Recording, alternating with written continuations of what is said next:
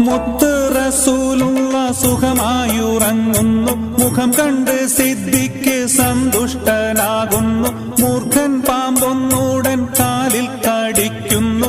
മൂർച്ഛിച്ച വേദന സിദ്ദിഖിലേറുന്നു. നബിയെ ഉണർത്തിയില്ല, സിദ്ദിഖിന്റെ വേദന മാറുന്നില്ല.